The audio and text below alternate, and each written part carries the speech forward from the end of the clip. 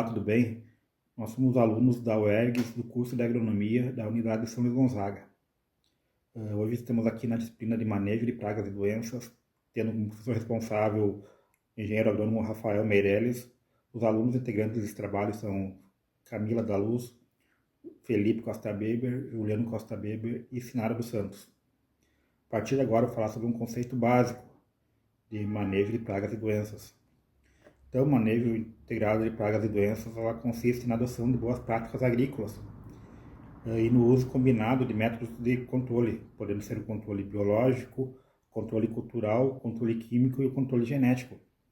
Essa estratégia ela tende a reduzir o uso de agroquímicos. Sendo assim, ela vai diminuir os impactos ambientais e vai contribuir para uma produção mais sustentável. Então, a gente faz uma visita na propriedade rural de São Luís Gonzaga e observamos as seguintes pragas. Uma das pragas encontradas foi o percevejo verde, né, que é a Onesaria viridula. Ela tem como manejo cultural, que é a eliminação de plantas daninhas, utilização de armadilhas e fazer a rotação de cultura.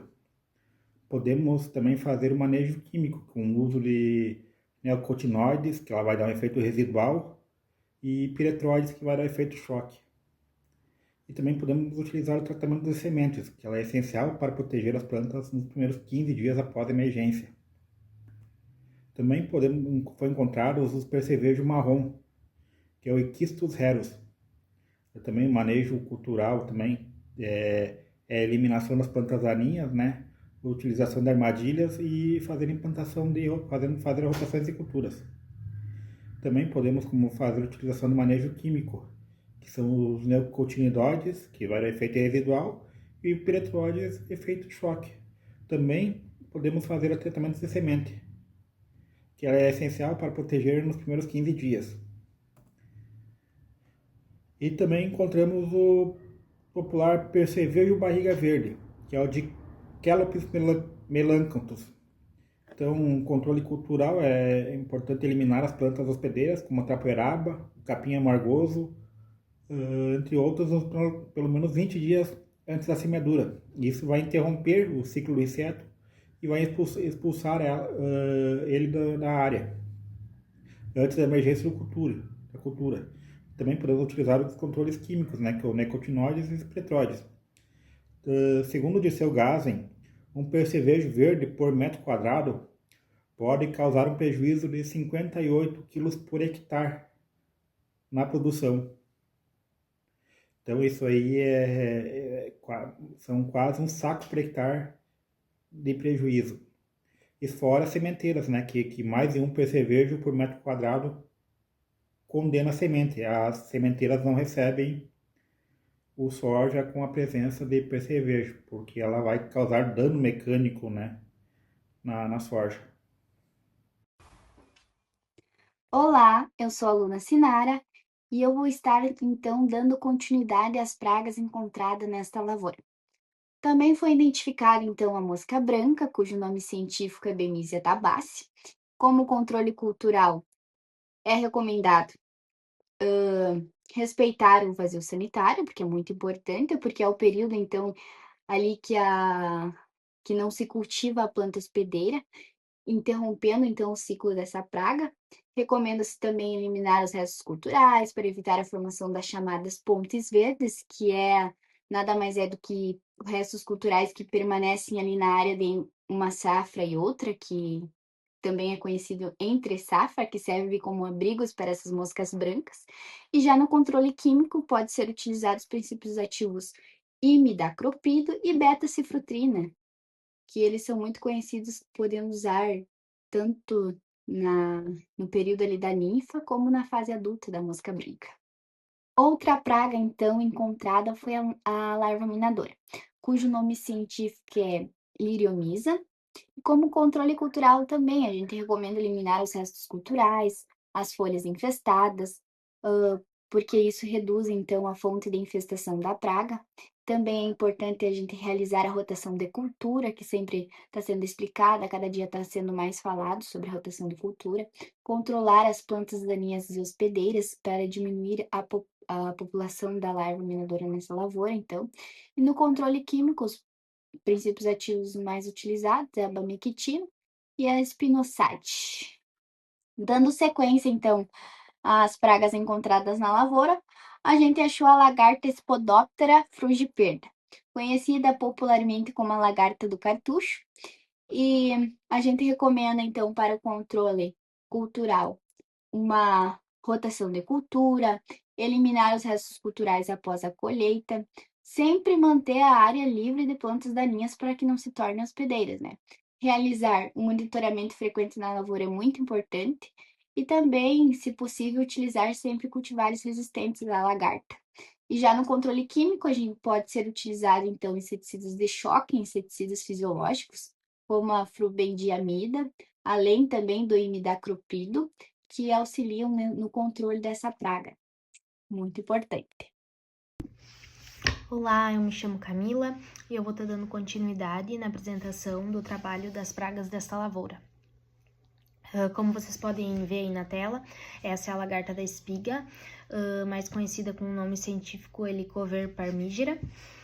O controle cultural para ser utilizado nela é realizar a rotação de culturas, eliminar restos culturais após a colheita, fazer um monitoramento frequente da lavoura e controlar as plantas daninhas hospedeiras. Para o controle químico, a gente indica usar clorantraniprole ou ciantraniprole, benzoato de emamectina também. Dando sequência, a gente pode ver que também foi encontrado o percevejo mirídio, tendo o nome científico conhecido como Tylorhynchus apicalis. O controle cultural utilizado para eles é o controle das plantas daninhas, a destruição dos restos culturais e para após a colheita conseguir eliminar assim os ovos e as ninfas. Para o controle químico, a gente indica o uso dos produtos dos grupos dos neonicotinoides ou dos piretroides. Vimos também que foi encontrado a famosa vaquinha, né, cujo nome científico é Diabrotica speciosa.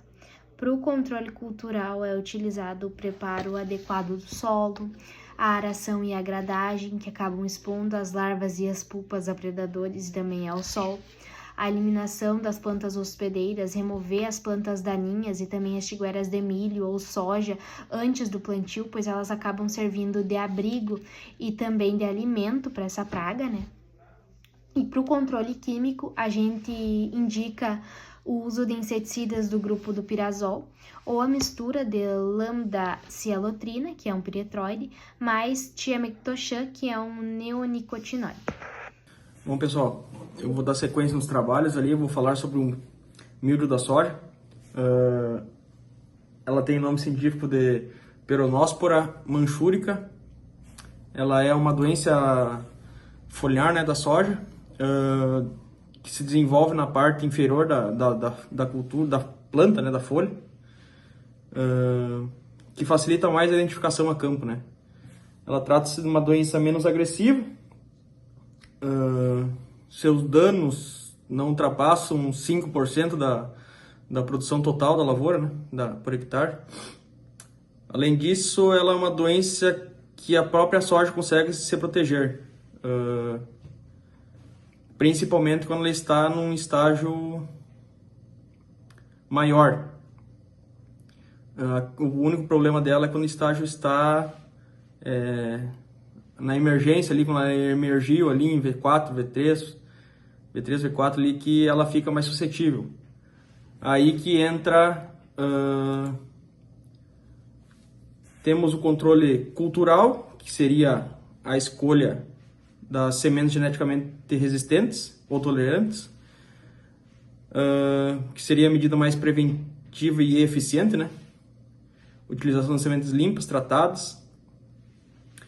Temos a opção do controle químico, que seria o uso de produtos à base de mancozeb, clorotalonil, óxido cloreto de cobre, fungicidas, princípios ativos, como metalaxil, penetrando os tecidos da planta, né, para combater o desenvolvimento do patógeno.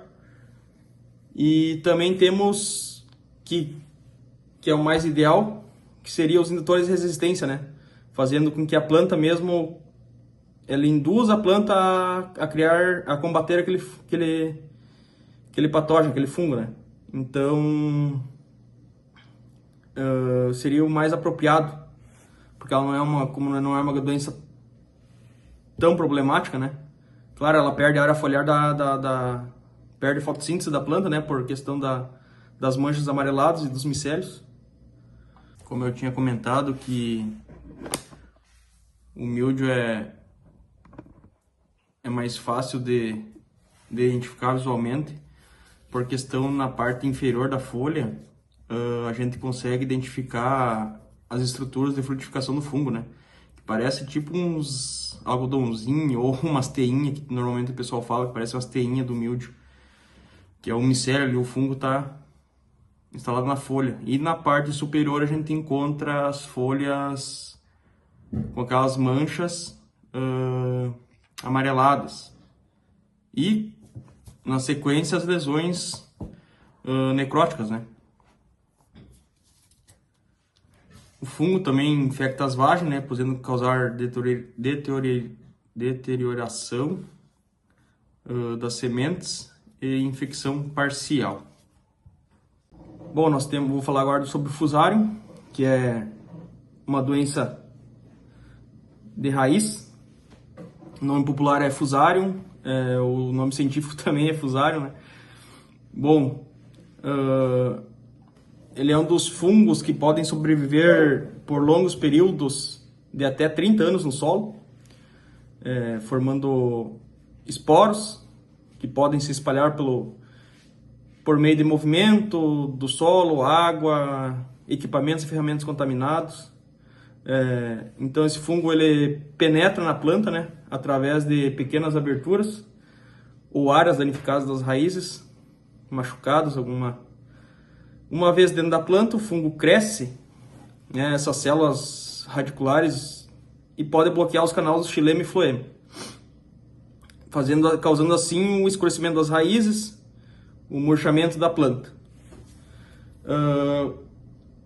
Inclui também manchas marrons escuras nas raízes e descoloração na parte inferior do caule, né, quando cortado longitudinalmente.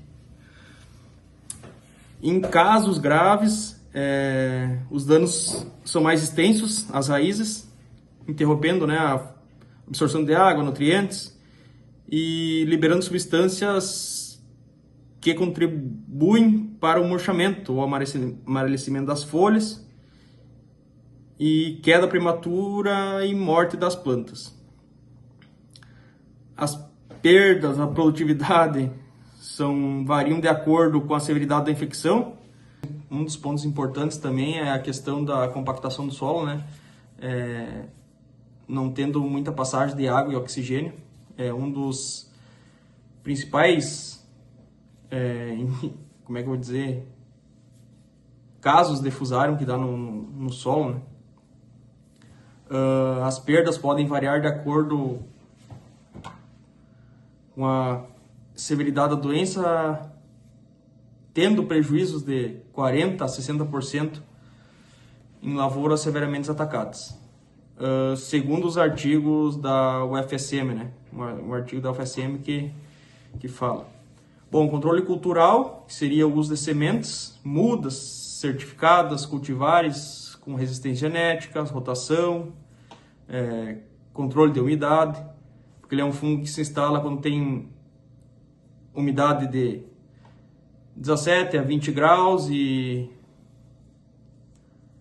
temperatura, né, 17 a 20 graus e umidade acima de 80, 70%, solos encharcados. Então tem que ter muito cuidado com isso. Outro é o controle químico, tratamento de sementes, que é o principal controle do Fusarium. Fungicidas sistêmicos, uso de tricodermas, que seria biológico, no suco da planta, né, para ter esse melhor controle e menos perda.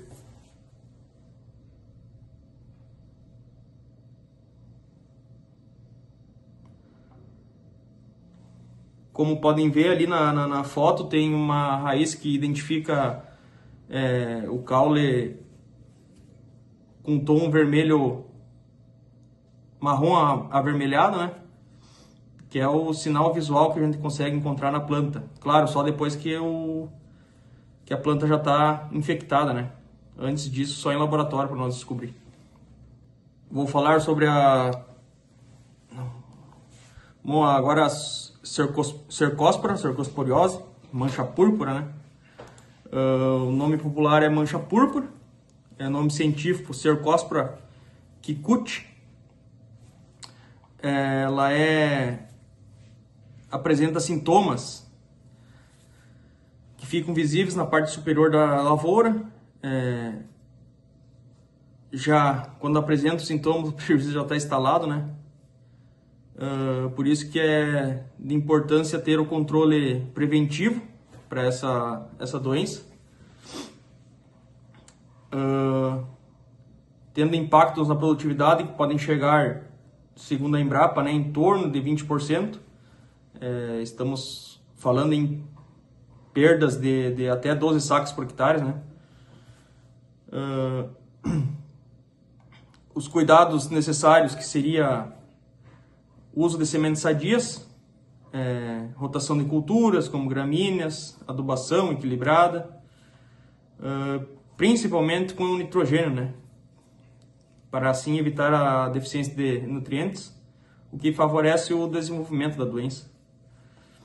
Também temos o controle químico, que seria o manejo químico, né? Fungicidas à base de mancozeb, clorotalonil, óxido cloreto de cobre, metirã, fungicidas sistêmicos à base de tebuco e de feno, para sempre pensando no preventivo, né? Para não deixar a doença se instalar no final. Buscando em questão de produtores de semente ter que ter um maior controle na questão da doença, né? Por causa da mancha púrpura, perdendo vigor, germinação, descartando a semente, né? Tem também a possibilidade de usar manejos biológicos do Cercospora preventivamente, que seria o Bacillus subtilis, Trichoderma, Rharzianum, que inibem o desenvolvimento do fungo, né? Por competição, antibiose e indução de resistência nas plantas, né? Bom, concluímos, né, que o monitoramento foi realizado, permitiu que nós pudéssemos identificar as pragas e doenças, tendo uma experiência a campo e aprendendo a adoção de técnicas para controle destas mesmas, né? Desde já agradecemos a todos e qualquer dúvida estamos aí para responder. Muito obrigado.